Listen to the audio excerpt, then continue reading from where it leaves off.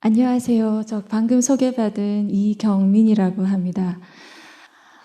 팔정도라는 걸 전 잘 몰랐기 때문에 책을 보고서 이렇게 스님의 말씀을 듣고서 정리를 해봤을 때 정견, 바른 견해, 정사, 바른 사유, 정어, 바른 말, 정업, 바른 행위, 정명, 바른 생계, 정정진, 바른 노력, 정념, 바른 마음 챙김, 정정, 바른 집중, 이렇게 이제 나와 있었습니다.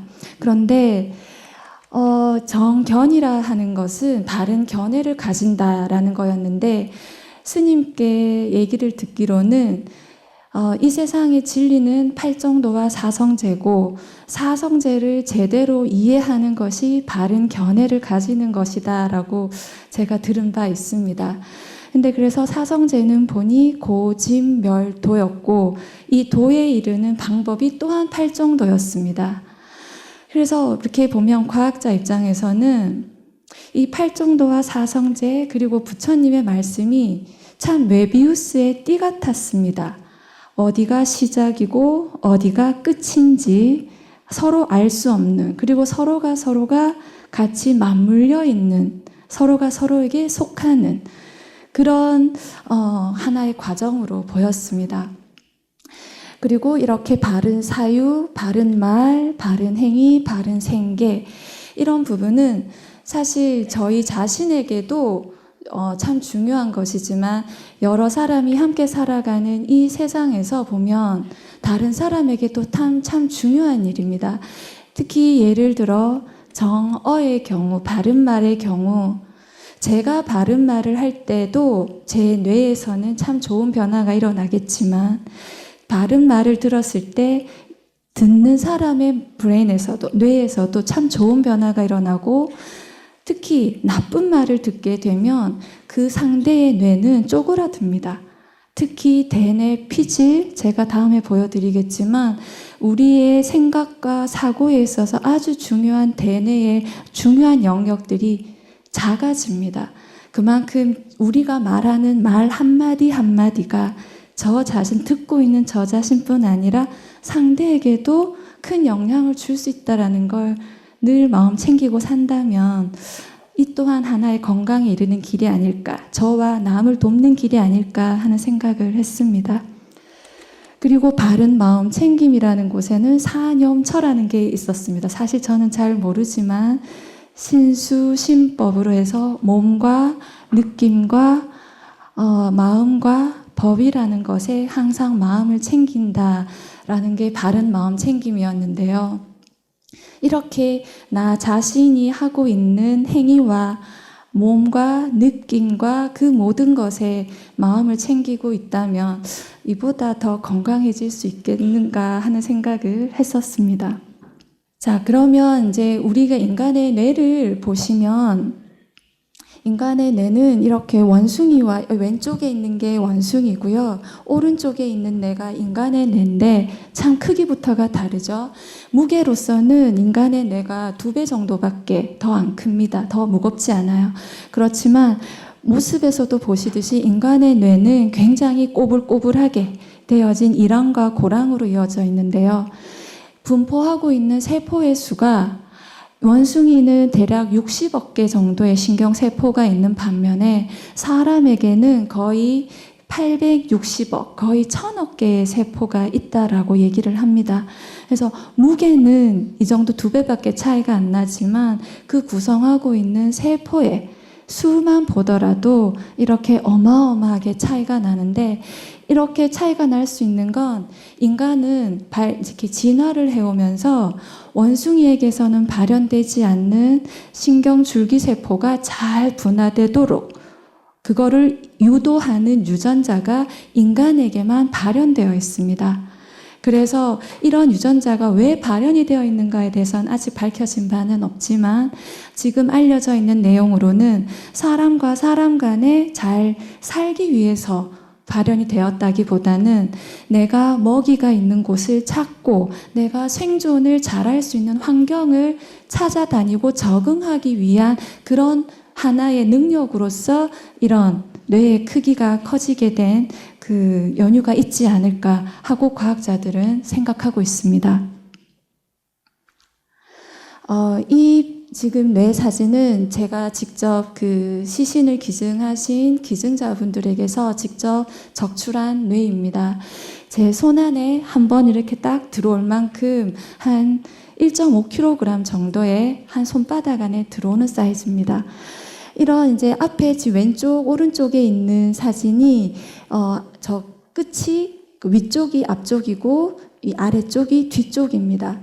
그래서 위쪽을 전두엽이라 하고 뒤쪽을 우리가 후두엽이라 하고 그 사이에 있는 중간쯤 부분을 우리가 두정엽이라고 부릅니다.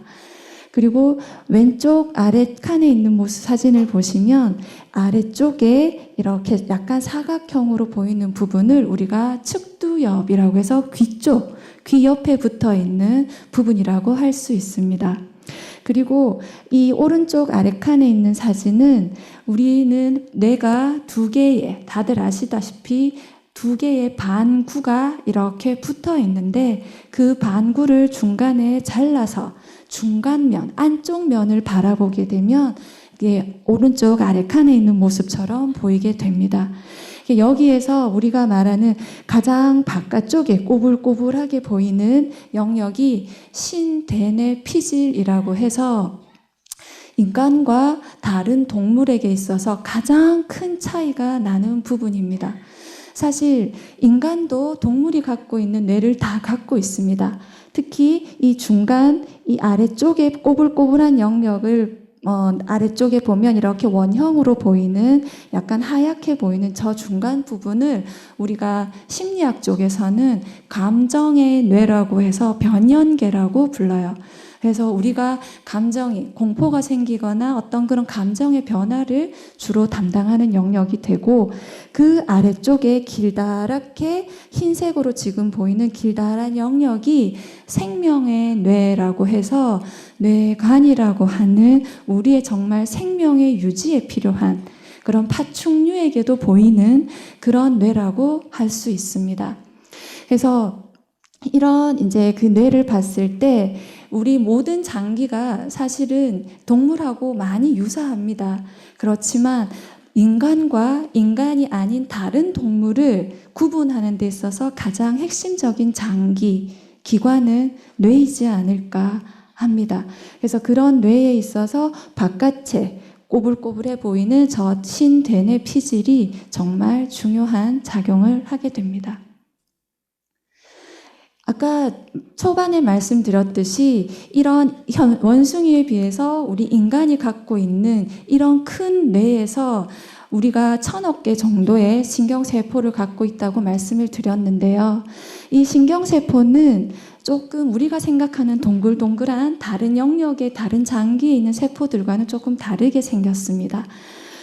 위에 수상돌기라고 해서 가시가 있고 위에 동그랗게 보이는 보라색으로 동그랗게 보이는 부분이 세포체, 우리 몸통에 해당됩니다.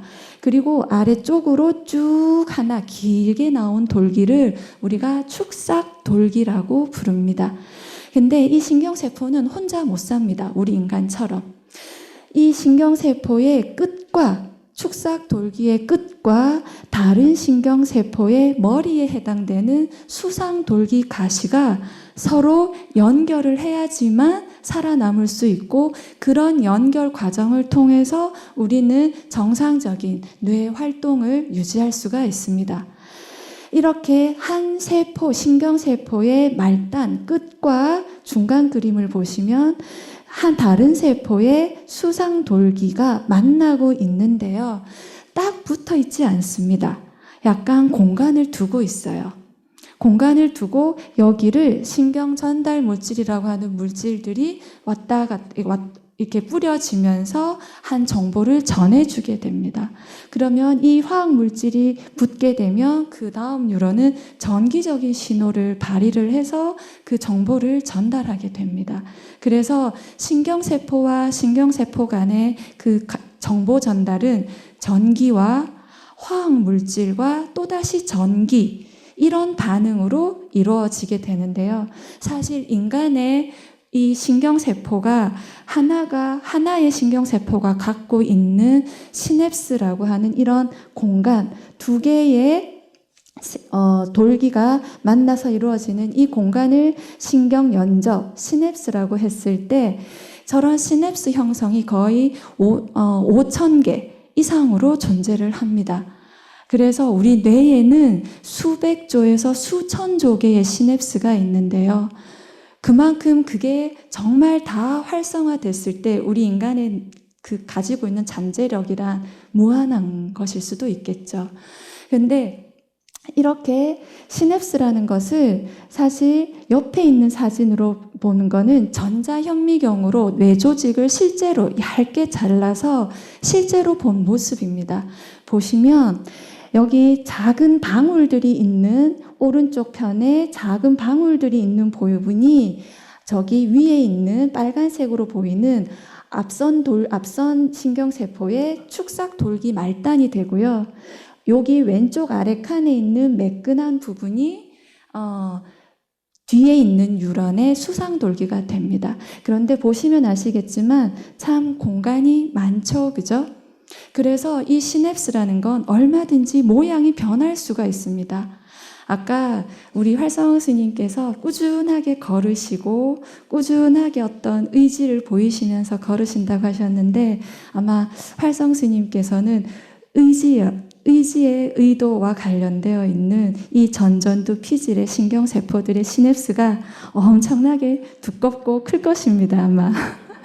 그래서 웬만해서는 그 시냅스의 그 역할을 아마 이기지 못하고 다 계속 꾸준하게 걸을 수 있는 그런 의지가 계속 유도가 될 것입니다. 사실 그래서 정말 뭔가를 꾸준히 한다는 것은 여러분들의 시냅스를 더 튼튼하고 강하게 만든다는 뜻입니다. 그래서 그것이 여러분들의 그냥 내 몸이 하는 게 아니라 몸도 있겠지만 근육만큼 내 신경세포의 이런 시냅스, 돌기들을 강화시켜서 내가 하고 싶지 않지만 하게끔 하게 하는 그런 원동력을 만들어준다는 것. 그것 또한 참 여러분들이 마음에 담아두시면 좋지 않을까 하는 생각을 합니다. 그래서 팔정도라는 부분에 있어서 저희가 뇌과학자들에게 있어서 가장 어떻게 보면 제가 관심 있었던 부분은 주의 집중입니다. 바른 집중. 그런데 팔정도에서는 마음 챙김, 정념이라는 부분을 따로 떼내었지만 저희가 과학자가 보고 있는 입장에서 집중에는 마음 챙김 또한 집중에 들어가게 됩니다. 지속적 주의 이런 여러 가지를 빼고 마음 챙김이라고 하면 내가 지금 이 시점과 이 공간에서 일어나고 있는 현상에, 나의 현상에 대해서 어떤 판단도 없이 그대로 받아들이며 그거를 관찰하는 것이라고 생각을 했을 때 그 또한 나에 대한 집중의 한 형태가 되는 것이죠. 관련된 부분은 아까 말씀드렸던 저기 위에 왼쪽 칸에서 보이는 앞쪽 제일 위에 해당되는 부분이 전전두 피질일 텐데요. 이 전전두 피질이 가장 우리가 집중을 하게 하는 데 있어서 중요할 수 있습니다. 그리고 우리가 보통 집중을 할 때는 시각적 정보에 따라서 집중을 하기 때문에 시각에 해당되는 뒤쪽 후두엽이나 청각에 해당되는 축두엽 부분 또한 집중과 관련될 수 있습니다. 그래서 이렇게 부교감 신경과 교감 신경을 통해서 저희는 뇌과학을 연구하는 사람들은 뇌파를 통해서 그런 브레인의 상태를 읽기도 합니다. 복잡한 거 빼고요. 보면은 명상을 할 때는 보통 세타나 알파라는 파 중간쯤에 왔다 갔다 하게 되고 지금 제가 이렇게 긴장해서 여러분들께 말씀을 드릴 때는 알파와 베타파 사이로 거의 베타파쯤에 있습니다. 그래서 이렇게 생각하시면 돼요. 내가 자려고 침대에 앉았는데 책을 읽고 있다. 베타파예요. 그런데 이제 책을 덮고 눈을 좀 감아볼까? 알파파가 돼요. 그러다가 조금 잠오네. 좀 졸립네, 슬슬 이렇게 되면 세타파가 나와요. 그러다가 푹 잠들어 버리면 델타파가 나옵니다. 그렇게 점차적으로 우리의 브레인에 그렇게 가지만 감마파라고 하는 건 사실은 알려진 지 얼마 안 된 뇌파기도 하고 아직까지 이 감마파가 어떤 일을 하는가에 있어서는 논란의 여지가 있지만 명상을 아주 오래 훈련을 통해서 많이 하신 티벳의 불교 스님들께서 이렇게 명상을 끝까지 아주 고요하게 명상을 하실 때 감마파가 보통 사람에게서는 잘 관찰되지 않을 수 있는 감마파가 많이 나온다고 합니다. 마지막인데요.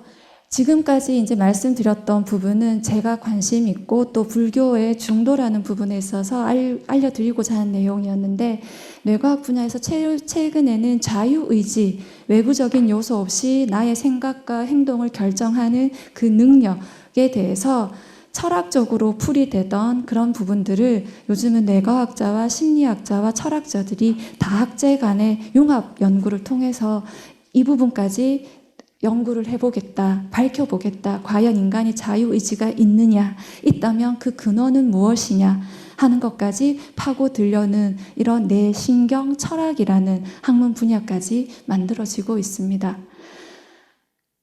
사실 오늘 말씀드린 이런 부분들에 있어서는 기술이 많이 최근 20-30년간 정말 급격하게 발전을 했습니다. 눈덩이 불어나듯이 발전했는데요. 이런 기술들의 활용 범위와 가치 판단에 대해선 저 혼자가 아니라 여러분들 그리고 과학자들이 함께 고민해봐야 될 부분이 아닐까 하고요. 그리고 이제 저 같은 초보 연구자 입장에서는 뇌과학 연구를 하는 저의 질문을 어디에 둬야 할까? 저의 호기심의 근원을 어디에 둬야 할까 하는 부분을 생각하고 있습니다. 그래서 여러분들과 오늘 말씀 나눠드렸던 것처럼 함께 건강할 수 있고 이렇게 팔정도를 지키는 마음 챙김을 통해서 내 거가 건강해질 수 있다는 과학적인 미산 스님의 말씀처럼 과학적인 근거가 제시될 수 있다면 많은 사람들이 철학적으로서가 아니라 과학적으로라도 잘 받아들일 수 있지 않을까 하는 마음에 오늘 말씀을 드렸고 질병과 건강한 삶을 살 수 있는 길을 제시할 수 있는 그런 과학자로 살도록 노력하겠습니다. 감사합니다.